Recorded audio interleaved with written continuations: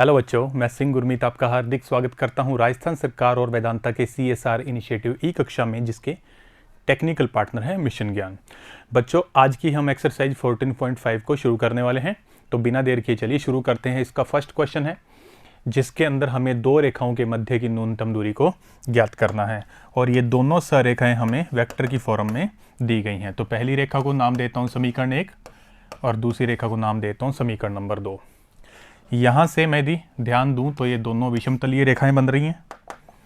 तो हम लोग यहाँ पर A1 वेक्टर और A2 वेक्टर का मान ज्ञात कर लेते हैं। A1 वेक्टर है बच्चों जहाँ से पहली रेखा गुजर रही है, और A2 वेक्टर का मतलब होता है जहाँ से दूसरी रेखा गुजर रही है, ये वाला पद बच्चों।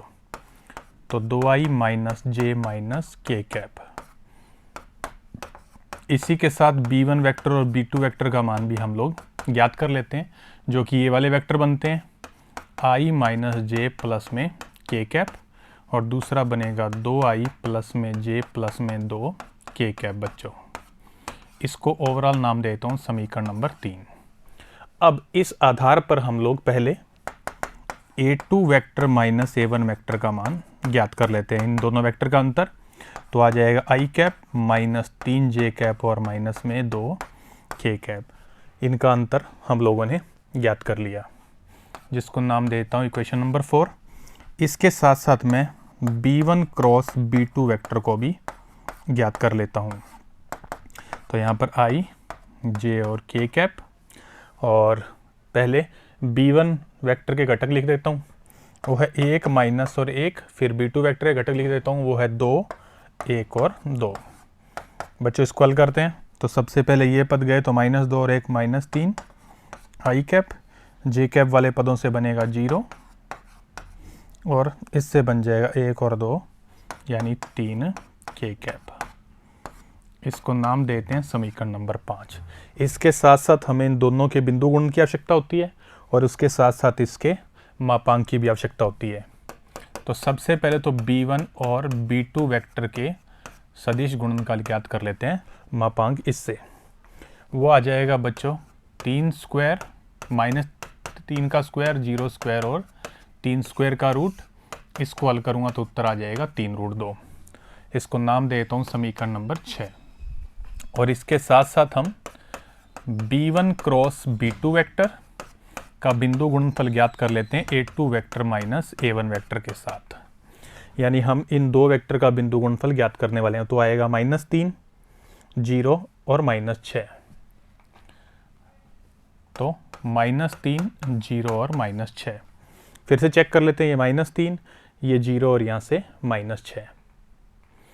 तो ये वाला आंसर बन जाएगा -9, जिसको नाम देते हैं समीकरण नंबर 7। अब दोनों रेखाओं के बीच में न्यूनतम दूरी का सूत्र होता है बच्चों, D is equal B1 cross B2 vector का बिंदु गुणन A2 vector minus A1 vector के साथ, इसका मोड, और बटे में क्या आता है बच्चों B1 क्रॉस B2 वेक्टर का मोड। ये सारे मान हमारे पास हैं। इसका मान ज्ञात कर रखा है हमने 3 रूट 2 सॉरी -9, और इसका मोड, और इसके साथ बटे में लिख देता हूँ 3 रूट 2 इसका मान बच्चों।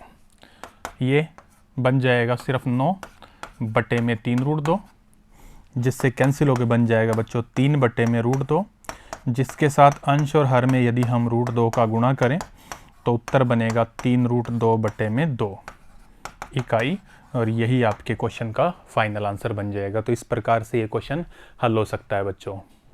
नेक्स्ट हमारा क्वेश्चन है। इस क्वेश्चन के अंदर हमारे को दो सरेखाएं कार्तीय रूप में दी गई हैं, और उनके मध्य की न्यूनतम दूरी हम लोगों को ज्ञात करनी है। तो इस क्वेश्चन को हल करने के लिए सबसे पहले हम इस सरेखा को नाम 1 देते हैं और इस सरेखा को नाम देते हैं 2, और यहाँ से वो बिंदु ज्ञात कर लेते हैं जिससे ये पहली रेखा और दूसरी रेखा गुजरती हैं। तो जो पहली रेखा है उससे मुझे x1, y1 और z1 के मान मिलने वाले हैं। वो इनके आगे लगा दूंगा माइनस, तो आ जाएगा -1, -1 और -1। इसी प्रकार से x2, y2 और z2 के मान भी ज्ञात कर लेता हूँ, और वो आएंगे इनके आगे माइनस लगाने पर, यानी कि 3, 5 और 7। इस आधार पर x2 माइनस x1 का मान बन जाएगा बच्चों 4, y2 माइनस y1 का मान बन जाएगा 6 और z2 माइनस z1 का मान बन जाएगा बच्चों 8। अब ये हैं a1, b1 और c1 के मान और ये हैं a2, b2 और c2 के मान। अब हमारे पास जो सूत्र होता है बच्चों वो होता है d is equal to the x2 minus x1, y2 minus y1, z2 minus z1, a1 b1 c1, a2 b2 c2 बटे में b1 c2 minus c1 b2 का स्क्वायर प्लस में a1 c2 minus a2 c1 का square और a1 b2 minus a2 b1 के square का root. सारी value बच्चों हमारे पास, उन वैल्यू को यहाँ पर यूज़ कर लेते हैं। यहाँ पर होती है सारणिक। और अब ये वैल्यू नेगेटिव भी नहीं आनी चाहिए क्योंकि दूरी कभी ऋणात्मक नहीं होती, तो हम लास्ट में इसके अंदर मोड का यूज़ भी कर लें अगर माइनस आया तो। अब जो सारे मान मेरे पास हैं बच्चों मैं उसको यूज़ करता हूँ। ये देखो, ये सॉरी यहाँ है, सारे मान को यूज़ करूँ तो x2 माइनस x1 का मान 4, फिर 6 और फिर 8। ये 4 और 6 और 8 और इनके मान है 7 माइनस 6 1, 7 माइनस 6 और 1 और 1 माइनस 2 और 1, 1 माइनस 2 और 1, इससे बनी हुई सारणिक। नीचे वाला मान अभी मैं बाद में लिखूँगा। वो वैसे मान अगर मैं लिखना चाहूँ तो इसको और इसको हटा दो, माइनस 6 और प्लस का 2 बन जाएगा माइनस का 4, इसका स्क्वायर लिख देना, इसको और इसको हटा दो। अब उल्टा गुणा करना, 1 माइनस 7 बन जाएगा, वैसे सीधा गुणा कर तो ज़्यादा बेटर है, 7 में से 1 जाएगा तो 6 का स्क्वायर और इसको हटा दूं तो माइनस 14 और प्लस का 6 बन जाएगा माइनस 8 का square within the root. ये वाला मान आ जाएगा। अब ऊपर वाले मान को हल करना है, एक बार फिर से चेक कर लो। ये और ये हटा दूं तो माइनस 6 प्लस 2 माइनस 4, इसको और इसको हटा दूं तो 7 माइनस 1 यानी 6, इसको और इसको हटा दूं तो माइनस 14 और प्लस 6 मिलकर बनाएंगे माइनस का 8। अब ऊपर वाला जो सारणिक है उसको इसी की सहायता से हल कर देंगे। वो कैसे होगा, 4 गुणा में ये और ये हट के यही तो मान आता है, वो यहाँ पर लिखा हुआ है माइनस 4, फिर इस पद के आगे लगता है माइनस और इसके साथ आ जाएगा 6, फिर इस पद के साथ आएगा प्लस 8 और इसका गुणा हो जाएगा माइनस 8 से। आप जब हल करेंगे तो बच्चों यही आने वाला है। और बटे में इनके मान अगर मैं इसको हल करूँ तो आ जाएगा 16, यहाँ पर 36 और यहाँ पर आ जाएगा 64 विद इन दी रूट। अब ऊपर वाले में मान आ रहे हैं माइनस में तो यहाँ पर मोड का यूज़ करूँगा। तो नेक्स्ट स्टेप में आ जाएगा माइनस 16 माइनस 36 और माइनस में 64 विद इन दी मोड और बटे में आ जाएगा इनका योग अंडर रूट 116। ऊपर भी यही मान बनेगा तो सिर्फ 116 बटे में 116 का रूट, जिसको हल करने पर आएगा 116 का रूट। 116 को लिख सकते हैं 29 गुणा में 4, 4 को बाहर करूं तो 2 और रूट 29 इकाई। ये इन दोनों रेखाओं के मध्य की दूरी बन जाएगी बच्चों। तो इस प्रकार से ये क्वेश्चन फटाफट हो सकता है। थोड़ा सा जो स्टेप्स है उनके ऊपर फोकस करेंगे तो इजी रहेगा आपके लिए। नेक्स्ट क्वेश्चन हमारा बच्चों, ये वाला जो क्वेश्चन आपका एग्जाम्पल में जो हमने किया था ना 17, बिल्कुल उसके जैसा है, तो आप वहां से इसको देखकर हल कर लीजिएगा। नेक्स्ट हमारा क्वेश्चन बच्चों, इस क्वेश्चन में 2 सररेखाएं हमारे को वेक्टर की फॉर्म में दी गई हैं और उनके मध्य की न्यूनतम दूरी हमें ज्ञात करनी है। लेकिन क्वेश्चन को यदि मैं ध्यान से देखूं तो उन रेखाओं में एक छोटा सा फर्क है जो पहले का कभी नहीं आया है। तो हम क्या करेंगे, पहले आई जे और जो है ना के कैप, इनका अंदर कर लेंगे गुणा। तो पहली सररेखा से देखो क्या बनेगा, आर वेक्टर। जब इसका गुणा 1 से होगा तो यहाँ पर बन जाएगा आई कैप, इसका गुणा -2 से होगा तो -2 कैप और इसका गुणा जब इससे होगा तो बन जाएगा +3 के कैप। फिर बाकी जब पदों के साथ गुणा होगा तो माइनस का T I cap, T J cap और -2t के कैप। इसमें से हम कॉमन ले लेंगे टी, तो टी कॉमन लेने के बाद आएगा -i कैप प्लस का जे कैप और -2 के कैप। मेरे कहने का मतलब ये है बच्चों कि ये जो आपको सररेखा का समीकरण दिया गया वास्तव में इस रूप में होता है इन्होंने गुणा करके आई जे और के स्टेप को इकट्ठा करके यूं करके कर दिया नोट। तो पहले हमें इसको ठीक करना पड़ेगा जिससे स्टैंडर्ड फॉर्म में आ सके। 1 -2 और 3 और -1 1 और -2 के कैप, ये बन जाएगा जब मैं टी को कॉमन ले लूँगा। सेम इसके साथ भी ऐसा ही करूँगा। तो आर वेक्टर इक्वल इसमें बन जाएगा आई कैप माइनस जे कैप और माइनस में के कैप। ये लो बच्चों, जब इसके साथ गुणा करूँगा विद माइनस तो आ जाएगा माइनस के कैप। अब जो एस वाले पद हैं उनमें से एस कॉमन ले लूँगा तो यहाँ पर आ जाएगा आई कैप +2 जे कैप और -2 के कैप। बच्चों इसको नाम देता हूँ समीकरण नंबर 2। अब ये आपकी स्टैंडर्ड फॉर्म में आ गया। ये A1, ये A2, ये B1 और ये B2। मैं यहीं से क्वेश्चन कर दूंगा बच्चों। ये A1 वेक्टर, ये A2 वेक्टर, ये B1 वेक्टर और ये B2 वेक्टर। तो सबसे पहले हम A2 vector minus A1 vector का मान ज्ञात करते हैं। इसकी आवश्यकता होती है हमें। तो इसमें से इसको घटाऊंगा तो आई में से आई गया तो 0 आई कैप, माइनस जे में से -2 जे गया तो प्लस का जे कैप, और -1 में से जब माइनस करेंगे 3 तो आएगा -4 के कैप। इसको नाम देता हूँ समीकरण नंबर 3 बच्चों। अब मुझे आवश्यकता होती है B1 क्रॉस B2 वेक्टर की। तो इसका मान भी ज्ञात कर लेते हैं आई जे और के कैप से। B1 ये रहा, B2 ये रहा, इनके घटक लिख देते हैं -1 1 और -2, -1 1 और -2। फिर से चेक कर लेता हूँ -1 1 और -2 यहाँ पर नोट कर दिए।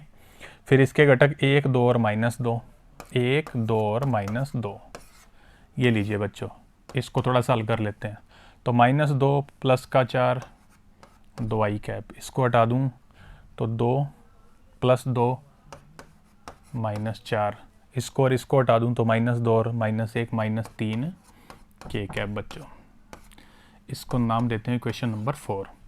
अब हम लोग A2 vector minus A1 vector का बिंदु गुणनफल ज्ञात करते हैं B1 क्रॉस B2 वेक्टर के साथ, इन दोनों का बिंदु गुणन। तो 0 और 2 का गुणा 0, 1 और -4 का गुणा -4 और -4 और -3 का गुणा आ जाएगा 12। तो ओवरऑल वैल्यू हमारे पास आ जाएगी 8। इसको नाम देते हैं समीकरण नंबर 5। इसके साथ साथ हम B1 और B2 के वज्र गुणन का मोड भी ज्ञात करेंगे बच्चों। इससे उसका मान आ जाएगा 4 प्लस में 16 प्लस में 9 का रूट, यानी कि रूट 29 बच्चों। समीकरण नंबर लगा दिया 6। अब दूरी D का सूत्र बच्चों, B1 क्रॉस B2 का बिंदु गुणनफल A2 vector minus A1 vector के साथ और बटे में B1 क्रॉस B2 का मोड। माइनस में ना आ जाए इसलिए मोड का इस्तेमाल कर सकते हैं। नीचे तो वैसे मोड की कोई आवश्यकता नहीं है क्योंकि वहाँ पर ऑलरेडी हम लोग मोड का ही मान ज्ञात कर रहे हैं। ऊपर वाला मान बच्चों हमने ज्ञात किया 8, नीचे वाला मान है रूट 29 और यही आपके क्वेश्चन का फाइनल आंसर बन जाएगा बच्चों। तो इस प्रकार से ये भी क्वेश्चन हल हो सकता है। हमारा इस एक्सरसाइज का नेक्स्ट क्वेश्चन बच्चों, और ये आपकी एक्सरसाइज का मोस्ट इंपॉर्टेंट क्वेश्चन है बच्चों, क्योंकि इसमें हमें लघुत्तम दूरी वाली रेखा का समीकरण भी ज्ञात करना है। इस मेथड के ऊपर सिर्फ ये एक ही क्वेश्चन है और इसकी जो कैलकुलेशन है वो भी थोड़ी मुश्किल है, तो धीरे धीरे हम लोग समझने की कोशिश करते हैं।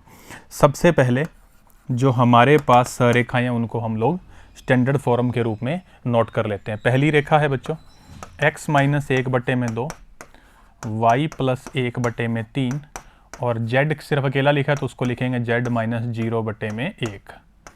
इसको मान लेंगे R1 के इक्वल, क्योंकि मुझे लघुत्तम दूरी की रेखा का समीकरण भी ज्ञात करना है। और दूसरी रेखा है बच्चों x + 1/3, y - 2/1 और वहाँ पर लिखा है z इक्वल में 2, उसको लिखेंगे z - 2/0 और इसके इक्वल बना देंगे और इसको इक्वल मान लेंगे R2 के। अब मैं रेखा 1 और रेखा 2 के ऊपर बिंदु ज्ञात करूंगा P और Q। तो इसीलिए इसके इक्वल मैंने क्या माना है R1 और R2। तो यहां पर लिख देता हूं रेखा 1 पर बिंदु P, इसी प्रकार रेखा 2 पर बिंदु Q। जो P है उसके कोऑर्डिनेट बनेंगे बच्चों 2r1 + 1, फिर 3r1 - 1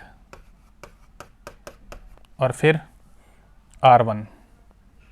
ये लो बच्चों, इसी हिसाब से Q बन जाएगा 3r2 - 1, फिर 1r2 और साथ में आ जाएगा 2, और इसी हिसाब से आखिरी कोऑर्डिनेट निकालूंगा तो सिर्फ बचेगा बच्चों 2। ये लो, अब हम PQ के दिक् अनुपात ज्ञात करेंगे और वो आएंगे इनका अंतर। अब x2 - x1 करें, x1 - x2, दिक् अनुपात पे कोई असर नहीं पड़ने वाला, तो मैं सीधा इनका यूं ही अंतर कर रहा हूं जैसे हम लोग पिछले क्वेश्चनों में हल कर रहे थे। तो इनका अंतर लेना है बच्चों, तो इनका अंतर आएगा 2r1 -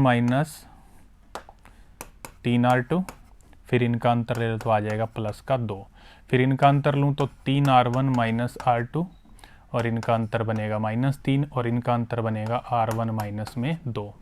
ये बन गए PQ के दिक् अनुपात। अब रेखा PQ लंबवत है रेखा 1 पर, क्योंकि यदि यह लघुत्तम दूरी की रेखा होगी ना बच्चों तो ये स्थिति बनेगी, ये रेखा 1 और ये रेखा 2, जिसमें ये हम लघुत्तम दूरी की रेखा ले रहे हैं PQ।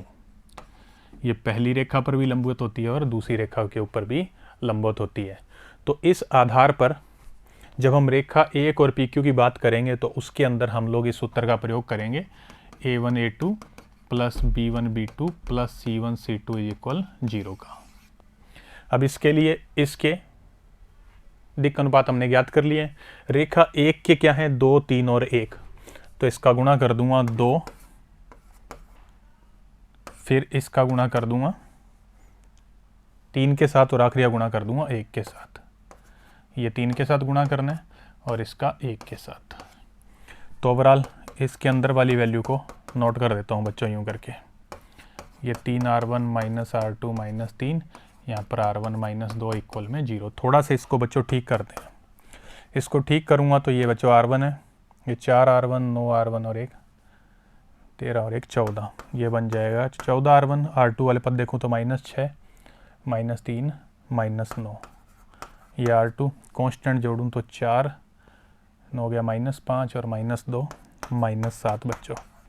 इसको नाम देते हैं बच्चों। अब तक हमारे पास कितनी समीकरण आई, 1 और 2, तो ये बन जाएगी समीकरण नंबर 3। इसी प्रकार PQ रेखा लंबवत होगी रेखा 2 पर, तो यही पद आएंगे देखो 2r1 - 3r2 + 2 और 3r1 - r2 - 3 और r1 - 2। लेकिन अब जो गुणा होगा ना बच्चों वो इसकी जो दिक् अनुपात है उससे, तो 3 1 और 0, तो हमारे पास आ जाएगा 3 1 और 0 से गुणा और इक्वल में आएगा 0। इसको भी थोड़ा सा ठीक करते हैं, 6 और 3 9, ये बना 9r1, फिर उसके बाद -9 -10 10r2, 6 में से गया 3 तो बचेगा 3 बच्चों = 0। इसको नाम देंगे समीकरण नंबर 4। अब 3 और जो 4 है इसको वज्र गुणन से हल करना है बच्चों, तो 3 व 4 को वज्र गुणन से हल करने पर जैसे ही बच्चों आप इनको हल करोगे ना, r1 का मान आएगा 97/59 और r2 का मान आएगा 105/59। आप वज्र गुणन से हल कर लीजिएगा, ये वाली वैल्यू आने वाली है। ये वाले मान के आधार पर हम P और Q का मान ज्ञात करेंगे। इसलिए जो P क्या बनेगा, अब देखो P हमारे पास वास्तव में ये वाला बिंदु है, तो इसमें r1 का मान पुट कर दूंगा तो क्या आएगा 2 × r1 और योग में 1 बच्चों, फिर है 3r1 3 गुणा में r1 -1 और सिर्फ r1, और r1 का मतलब क्या है बच्चों 97/59। इसको थोड़ा सा हमें ठीक करना पड़ेगा, तो P के कोऑर्डिनेट बनेंगे बच्चों 194 और 59। 194 और 59 को जब मैं जोड़ दूंगा तो आएगा 253/59, 190 4 प्लस 59, जब एलसीएम लेके जोड़ेंगे ना बच्चों तो ऐसे ही बनेगा 253। इसको जोड़ूं तो 97 का 3 से गुणा बन जाएगा बच्चों 291। इसमें से 59 घटा दूंगा तो बट्टे में आ जाएगा 59, और यहाँ पर बन जाएगा 3 97 94 6। इसका एक बार हम लोग योग कर लेते हैं बच्चों, कहीं कोई मिस्टेक होगी तो पूरा क्वेश्चन हम लोगों को रिपीट करना पड़ेगा। तो 97 का 2 से गुणा कर दूंगा तो बन जाएगा 194, और प्लस में हम लोग 59 कर देते हैं, बटे में आ जाएगा 59। यहाँ पर ये 97/59 है ही। थोड़ा सा और ठीक करूँ तो बच्चों मेरे पास P बिंदु जो आएगा वो आएगा इनका जोड़, ये 3 24 और 25, वही उत्तर आ रहा है बच्चों, बटे में 59। इनको अगर घटाऊँ तो आएगा 232, फिर बटे में 59, और ये 97 बटे में 59। ये बिंदु P आ गया, पहला बिंदु ज्ञात हो गया। अब ज्ञात करते हैं Q को, और Q को ज्ञात करने के लिए R2 का मान हम इसके अंदर यूज़ करेंगे, और R2 का मान है 105/59। तो हमारे पास पहला पॉइंट आएगा 3R2 - 1, तो 3R2 - 1। फिर बच्चों R2 और 2 का योग, ये R2 और 2 का योग। उसके बाद सिर्फ क्या आता है बच्चों, 2, ये रहा। तो इस आधार पर जो बिंदु Q है उसको हम लोग थोड़ा बहुत हल कर लेते हैं बिना कोई गलती के। ये आ जाएगा 315, एलसीएम लूँगा तो -59 बटे में 59। यहाँ पर 105 2 से गुणा करूँगा तो 118 बटे में 59, और यहाँ पर 2। थोड़ा सा और ठीक करते हैं तो बिंदु Q क्या मिल जाएगा हम लोगों को बच्चों, इनका अंतर बन जाएगा 256 बटे में 59। यहाँ पर आ जाएगा 223 बटे में 59, और कॉमा में 2, ये बिंदु Q आ गया। अब हमें रेखा PQ का समीकरण ज्ञात करना है, जो कि लघुत्तम दूरी की रेखा होगी। तो हम लिखते हैं इसलिए रेखा PQ का समीकरण। जब रेखा PQ के समीकरण की बात करेंगे तो उसमें जो पहला पॉइंट है वो लेंगे P, 2 बिंदुओं से गुजरने वाली रेखा। वहाँ पर आएगा x माइनस, जो P का x coordinate x minus x1। P का x कोऑर्डिनेट कितना आया था ये, तो 253/59 is equal y minus y1, ये वाला पॉइंट 232 बटे में 59 बच्चों, और z माइनस आ जाएगा z1 जो कि आएगा 97 बटे में 59 बच्चों, अपॉन x2 माइनस x1, ये x2 है बच्चों। तो 256 बटे 59 माइनस 253/59, यहाँ पर आ जाएगा 223/59 माइनस 232/59, और यहाँ पर आ जाएगा 2 माइनस 97/59। इस क्वेश्चन में जो ये छोटी छोटी सी कैलकुलेशन है, बस यही मुश्किल है बच्चों, और कुछ नहीं है इस क्वेश्चन के अंदर। नेक्स्ट हम इसको थोड़ा सा और हल करेंगे, और उसको हल करने के लिए हम लोग यहाँ पर एलसीएम लेंगे बच्चों। तो यहाँ पर भी एलसीएम 59 आएगा, यहाँ भी 59, एलसीएम से एलसीएम हो जाएगा कैंसिल। तो नेक्स्ट स्टेप हमारा बन जाएगा बच्चों,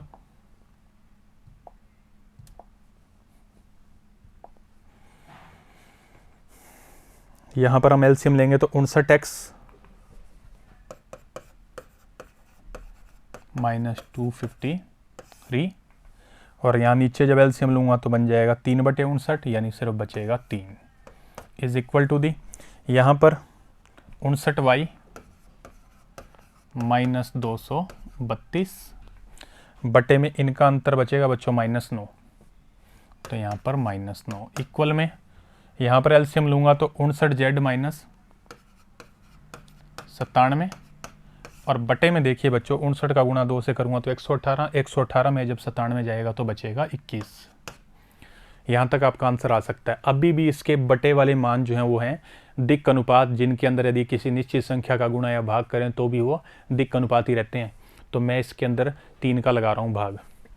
3 का भाग लगाते ही 59x, यानी ऊपर वाले पद सेम रहेंगे, यहाँ 1, ऊपर वाले पद सेम रहेंगे, यहाँ पर आ जाएगा -3, और ऊपर वाले पद सेम रहेंगे और नीचे आ जाएगा भाग लगाने पे 7। ये उस रेखा PQ का समीकरण है, लघुत्तम दूरी की रेखा का समीकरण। अभी एक काम और बाकी है बच्चों, वो है लघुत्तम दूरी को ज्ञात करना एवं लघुत्तम दूरी। अब वो जो दूरी होगी ना वो बच्चों बनेगी PQ और वो आएगी x2 minus x1 square plus y2 minus y1 square plus z2 minus z1 के स्क्वायर के रूट से।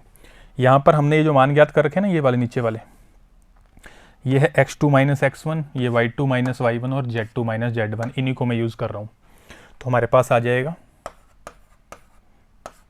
वही वाला मान जो हमने पीछे नोट कर रखा है लेकिन स्क्वायर की फॉर्म में। यहाँ पर आ जाएगा यही वाला मान लेकिन स्क्वायर की फॉर्म में, और अंत में ये वाला मान 2 माइनस 97/59 इसका स्क्वायर और ये भी दंडी रूट। अब इसका एलसीएम वगैरह लेंगे बच्चों तो यहाँ पर बन जाएगा 3/59 का स्क्वायर, ये बन जाएगा माइनस 9/59 का स्क्वायर और आखिर में बन जाएगा 21/59 का स्क्वायर। सारों के बटे में 59 का स्क्वायर आएगा बच्चों, वो तो एलसीएम बन जाएगा, उसको बाहर कर देंगे। रूट से बाहर आएगा तो सिर्फ 1/59 बन जाएगा। अब रूट के अंदर की वैल्यू देखो, यहाँ पर आएगा 9, दूसरे पद में 81 और आखिरी पद से आएगा 441 विद इन दी रूट। ये 1/59 बच्चों, यहाँ पर बन जाएगा 531 का रूट। अभी जो 531 होता है ना बच्चों, ये होता है 59 गुणा में 9 विद इन दी रूट।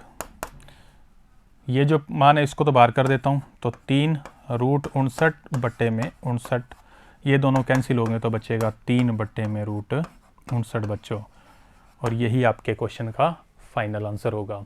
तो इस प्रकार से आपने इस क्वेश्चन को हल करना है। मोस्ट इंपॉर्टेंट क्वेश्चन है और ये सिर्फ एक ही ऐसा क्वेश्चन है जो आपको मुश्किल पैदा करेगा।